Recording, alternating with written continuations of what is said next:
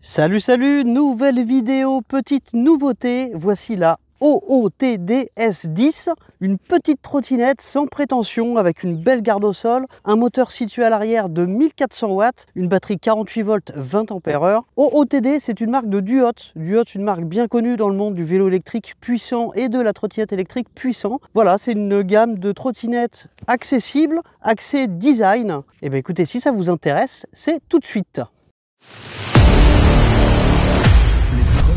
Électrique, impossible de leur échapper, elles sont partout. Avant de commencer ce test, je vais bien entendu remercier le partenaire du jour qui est Banggood. Banggood vous propose d'acheter la OOTD S10, oui c'est compliqué à dire, au meilleur prix. Elle est normalement proposée à 799 € et avec le coupon que vous allez trouver dans la description de cette vidéo, vous allez l'avoir bien moins cher. Les coupons proposés sur ma chaîne par Banggood sont forcément les meilleurs que vous pouvez trouver en France. Alors si c'est pas la trottinette de vos rêves, et on verra ça à l'issue de ce test, c'est le but, n'hésitez pas à aller faire un tour sur mon site promotrot.com, je vous mets l'adresse juste en dessous et dans la description de cette vidéo. C'est le site où je maintiens à jour tous les coupons qui me sont fournis par les partenaires pour toutes les marques possibles et imaginables. Merci aussi à tous les abonnés, les fidèles depuis 2018, ça commence à remonter, et puis aux nouveaux qui arrivent. Merci à vous de soutenir sa chaîne en vous abonnant, et bah écoutez, vous m'aidez à vous proposer plus de contenu, puisque forcément c'est le nombre d'abonnés qui fait venir les annonceurs, mais c'est aussi la qualité des vidéos. C'est pour ça qu'avec un petit nombre d'abonnés, j'ai quand même pas mal d'annonceurs. Pour finir, j'ai reçu une invitation chez TikTok pour proposer du contenu, puisque maintenant ils font des formats longs. Alors j'ai été très longtemps réfractaire à TikTok, mais bon, je me suis dit on va tenter le coup, puisque maintenant ils permettent de proposer des vidéos de plus de 10 minutes. Dites-moi, abonnez-vous, je vous mets l'adresse en dessous. Si vous êtes nombreux à vous abonner, et ben, je continuerai à mettre du contenu sur TikTok. Si voilà, vous êtes peu nombreux, étant donné que ça prend du temps, je me concentrerai sur cette chaîne. Allez, vous êtes venus pour le test de la OOTD S10, et ben c'est parti. Avant de commencer à rouler, dernière petite chose, je vais vous parler de l'emballage. Et en même temps, on peut faire ça en roulant. Alors là, ça commence pas très bien, puisque moi je l'ai reçu colis ouvert. Alors ceci dit, il manquait strictement rien. Je pense que le problème, c'est au niveau de mon transporteur. Bon, sinon, à l'intérieur du colis, elle était quand même plutôt bien emballée. Il y a du polystyrène partout. J'ai pas le moindre choc sur la trottinette. Alors, elle n'est pas livrée avec grand chose. Vous avez une notice, les outils de montage, 6 BTR. Vous avez donc le cintre à enficher dans la colonne. Vous avez 2 prises qui permettent de connecter le display à connecter avant de mettre le cintre sur la colonne. Ensuite, vous mettez les 6 BTR qui sont recouvertes de Loctite pour pas que ça bouge ou frein filet. Et après, c'est tout bon, il n'y a plus qu'à la mettre en charge. Vérifier la pression des pneus. Je vous conseille de mettre 3 barres et c'est parti. C'est parti pour l'agilité. L'idée, c'est de voir comment elle réagit à petite vitesse en slalomant, voilà, entre les lignes. Alors, c'est pas mal. Par contre, je dois admettre que l'angle de chasse est pas terrible et que du coup, de temps en temps, elle a des petites réactions qui sont pas folles. Bon, ceci dit, là, je penche comme un dingue. Je refais la même en baissant la caméra et elle grippe quand même plutôt bien, donc c'est une petite critique. Alors, elle paraît grosse, mais rassurez-vous, c'est moi qui suis petit. Je suis un petit 1m70. La trottinette est vraiment compacte. Je vous mets les dimensions. Allez, je vous les mets tout de suite, les dimensions. Je vous mets le poids aussi. Alors de mémoire, je crois que c'est 28 kg si je vous dis pas de bêtises. Bon, elle est maniable, elle est compacte. Alors elle est connectée, mais étant donné que c'est une toute nouvelle marque que je viens de la recevoir, l'application n'est pas encore disponible. Ce qui fait que je n'ai pas pu la débrider. En revanche, en cherchant un petit peu, j'ai réussi bizarrement à la connecter à une application que vous êtes assez nombreux à utiliser, qui est Smart Life, une application de domotique, un clone de Tuya, qui est exactement la même chose. Et là, j'ai réussi à la connecter. Mais je ne suis pas sûr d'avoir accès à toutes les fonctions. Donc quand l'application sera disponible et la méthode de débridage aussi, je referai une petite vidéo rapide pour vous montrer tout ça. J'ai quand même pu via l'application activer le 0 start parce que de base il faut pousser. Et c'est à peu près tout ce que j'ai pu faire dans l'application, si activer le cruise control. C'est une trottinette qui est parfaitement conforme. Elle est livrée bridée à 25, ce coup-ci, il n'y a pas de souci. Il reste un tout petit truc qui pêche pour la rendre conforme, c'est les catadioptres qui sont absentes sur les côtés. Alors vous avez quand même un éclairage orange sur les côtés qui est assez violent, on voit de loin, mais malheureusement, légalement parlant, c'est pas valable. Donc il faudra rajouter des catadioptres. Après, elle est parfaitement légale. C'est parti pour le 0 à 25, l'idée c'est de voir combien de temps je vais mettre pour aller à 25 km/h. Normalement j'enchaîne sur la VMAX, mais là la VMAX ça va être 25 km/h, mais du coup on va en profiter pour vérifier si la vitesse affichée sur le display correspond bien à la vitesse réelle. C'est parti. Donc pas de kickstart. Et je suis déjà à 25 sur le display. Alors bah tiens, le régulateur s'est enclenché. Je pense que vous avez dû entendre le petit bip. Et bien comme ça on va mesurer au bout de combien de temps il s'active. Ça pourrait être assez intéressant de savoir ça. Et bien on va passer tout de suite au test de freinage. Ce sont des freins mécaniques à câble sur des disques de 140. Ce test, je le fais à 25 km/h, ça tombe bien, on est bridé, j'ai le mètre sur moi. On va voir quelle est sa distance de freinage, sachant qu'une bonne distance de freinage sur mon test, c'est entre 3 mètres et 3 mètres 50. Elle a l'air de freiner pas mal, le freinage électrique est assez puissant, j'ai été très étonné. Ça m'a l'air très bon, on va mesurer ça, mais ça m'a l'air plus que correct. 3,70 m. 3,70 m, c'est plutôt convenable pour ce type de frein. Alors vous le savez, sur les trottinettes fournies avec des freins à câble comme ça de base, je vous conseille toujours de passer sur des freins semi-hydrauliques parce que c'est facile à monter, ça coûte pas trop cher et c'est bien plus efficace que des freins à disque classiques à câble comme ceux-ci. On se dirige vers le test côte et je vais vous présenter tous les éléments du cintre. Alors cintre propriétaire, première chose, avec un écran central qui fait 620 mm de large, donc ça c'est pas mal du tout. Poignée ergonomique, relativement rigide tout de même. Alors le tube, il est bien au format standard, donc vous allez pouvoir changer les poignées si besoin. Le freinage électrique est vraiment puissant, ça c'est cool. On a ensuite une poignée de frein avec la clochette réglementaire, puisqu'un klaxon électrique n'est pas réglementaire, et puis donc une poignée de frein mécanique avec un réglage de la détente du câble de frein situé sur la poignée et sur l'étrier. On va voir si elle est bridée en pente. Je ne pense pas.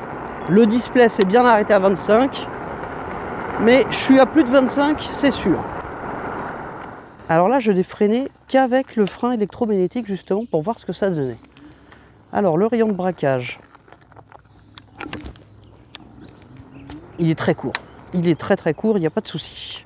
Allez, on finit avec le cintre. On a donc cet écran central avec le petit Bluetooth qui s'allume. Alors, pour l'instant, il n'y a pas d'application officielle, mais ça fonctionne avec Smart Life pour le cruise control, allumer ou éteindre les feux, activer ou désactiver le kickstart. Bref, tout ça, vous pouvez le faire en attendant avec Smart Life. Et quand l'application officielle sortira, je referai une petite vidéo là-dessus. On a de l'autre côté une gâchette pouce avec une course d'environ un quart de tour, peut-être un petit peu moins. Le bouton qui permet de l'allumer, le bouton M qui permet de sélectionner les différents modes de vitesse et qui a aussi d'autres fonctions avec par exemple un double appui qui lui va rien faire du tout, un triple appui, on passe en miles, en métrique ou en impérial. 1, 2, 3, 1, 2, 3, 4, je crois que c'est le cruise control. Non.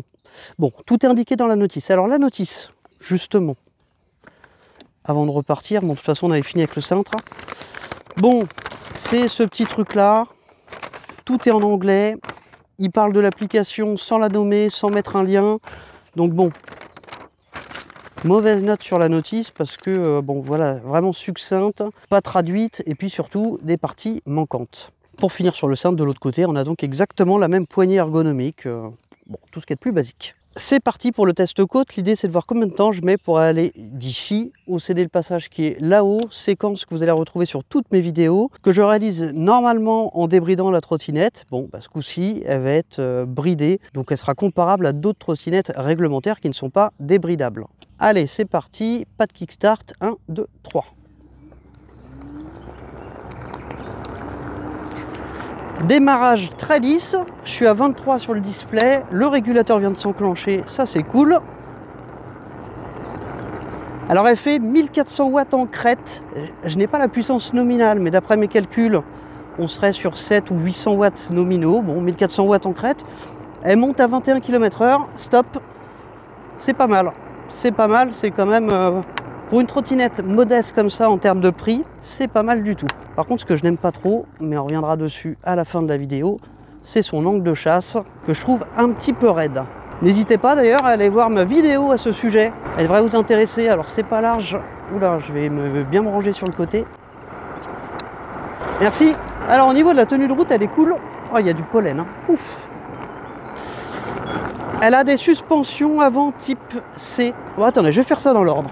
La colonne n'est pas ajustable en hauteur. De mémoire, elle est à 130 cm du sol. On a un lock plutôt rapide avec un système de fixation dans le marchepied qui est pliable, chose qu'on ne trouve pas forcément sur des trottinettes bien plus chères, alors ça c'est un bon point. On arrive donc sur les suspensions, on est sur du type C amortisseur central. Alors on n'est pas dans un format standard, je pense pas que vous puissiez changer facilement les suspensions. On est sur de l'hélicoïdal simple, sans hydraulique, et il est plutôt rigide. Par contre il n'y a pas de claquement en butée, mais j'ai l'impression qu'il n'y a pas d'amorti en détente. Non, plutôt rigide. Pour référence, là je dois être à 75 kg avec le sac à dos et je suis loin d'arriver en butée.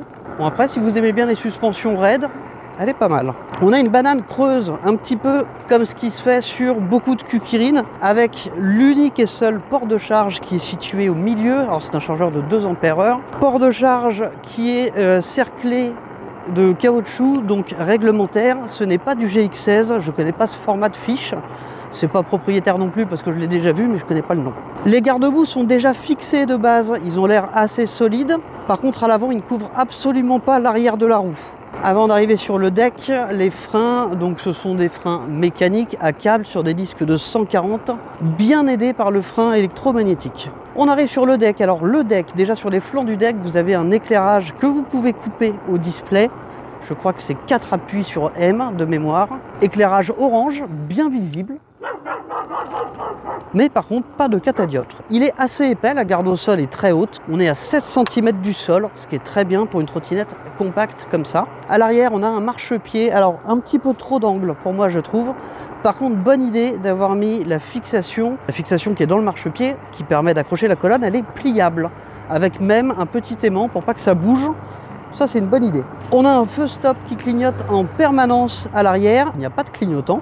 On a un garde-boue qui n'a pas l'air d'aller bien loin. Je suis persuadé que la boue passe au-dessus puisqu'il ne couvre, il s'arrête avant la moitié du pneu, ce qui fait qu'il ne doit pas être si efficace que ça. Allez, on va passer dans quelques trous pour voir ce que ça donne.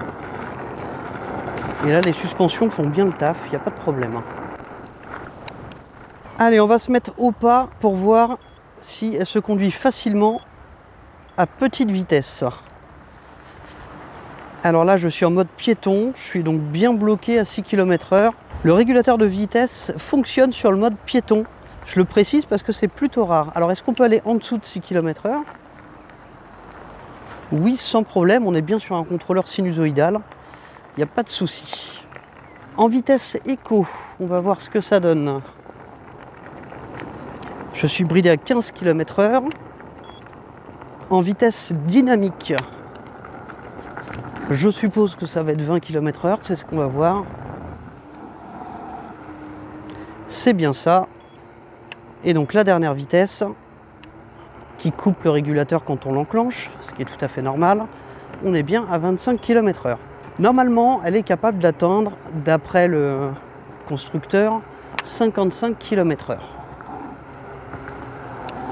Bon, on va voir ce que ça donne sur un terrain accidenté. On va prendre le petit chemin qui est sur ma droite, avec pas mal de petites bosses, et on va voir ce que ça donne. Je vais déjà baisser la caméra. Allez, c'est parti.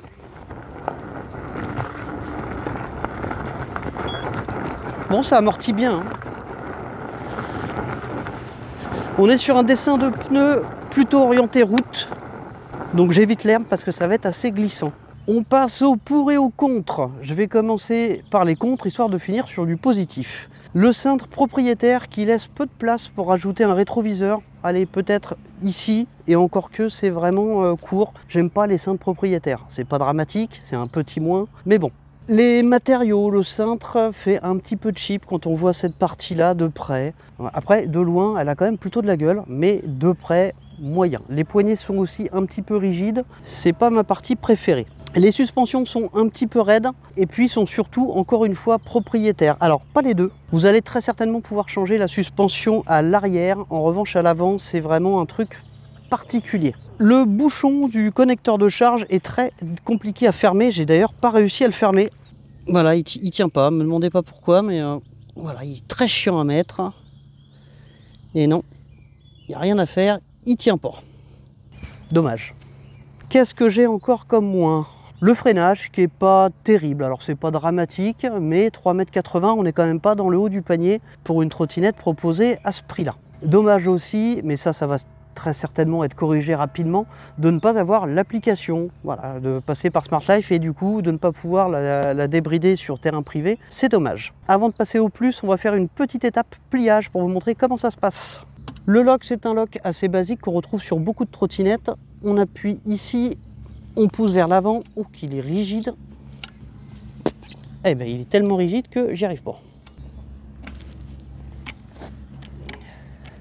Alors oui, il y a un petit morceau de caoutchouc pour le rendre un petit peu plus ferme, qui n'est pas terrible. Alors on a quand même une double sécurité, même lock ouvert, il reste en position fermée. Il y a plein de gras dessus.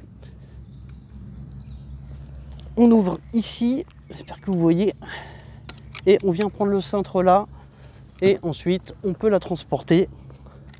Voilà, 28 kg. Alors, si vous habitez au 6e sans ascenseur, oubliez tout de suite, ce sera trop lourd. Par contre, pour fermer, vous avez vu, c'est très rapide. Bon, on va passer au plus. Alors, eh bien, la forme générale de la machine, elle a quand même de la gueule pour ce prix-là. Elle ressemble beaucoup à une 10X jaune en plus petit et en moins puissant puisqu'on est sur un seul moteur à l'arrière. En revanche, elle est quand même plutôt bien finie. Au niveau des passages de câbles, vous avez un caoutchouc. Par contre, il y a des trucs stupides comme les câbles de frein qui reviennent sur le feu. Bon, dommage. Oui, ça c'est vraiment mal foutu. Dans les moins, j'avais quand même oublié l'absence de catadioptre. Ça, c'est dommage. Elle est petite, elle est compacte, malgré que les suspensions soient assez raides, elle est quand même relativement confortable, les suspensions font bien le taf.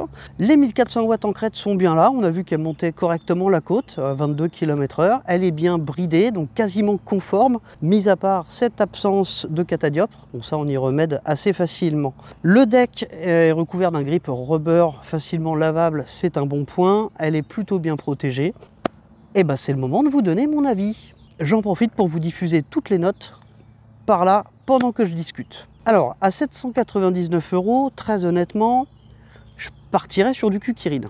Mais avec le coupon de réduction qui permet de l'avoir nettement moins cher, là, ça commence à être intéressant. Si vous cherchez une trottinette conforme, débridable, même si là, dans ce test, j'ai toujours pas pu la débrider, mais croyez-moi qu'elle va l'être puisqu'elle est donnée pour 55 km/h, ça veut dire que la méthode existe. Dès que je l'aurai, je ferai une vidéo là-dessus. Et bien là, elle n'est quand même pas inintéressante, elle est super bien finie. Pour le prix, elle est vraiment super bien finie. J'ai quand même oublié dans les moins l'absence de clignotant, ça c'est dommage. Elle est compacte, elle est très haute, donc ça permet de passer partout. Elle a des pneus de 10 par 3, tout ce qui est le plus classique.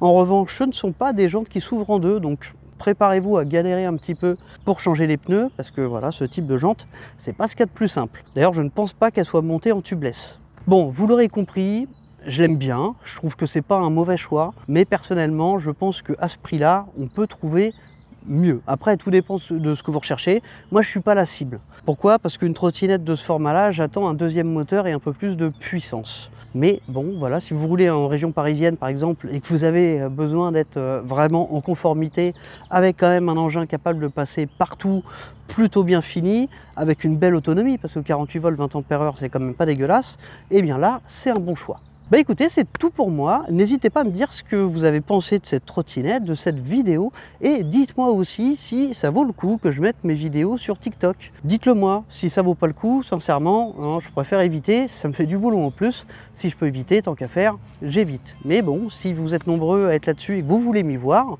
même dans des formats plus courts, et n'hésitez pas à me le dire, à vous abonner, comme ça je le verrai tout de suite. Et puis dans ces cas-là, on fera du contenu TikTok. Merci à tous, je vous dis à très bientôt pour une prochaine vidéo. Salut, salut!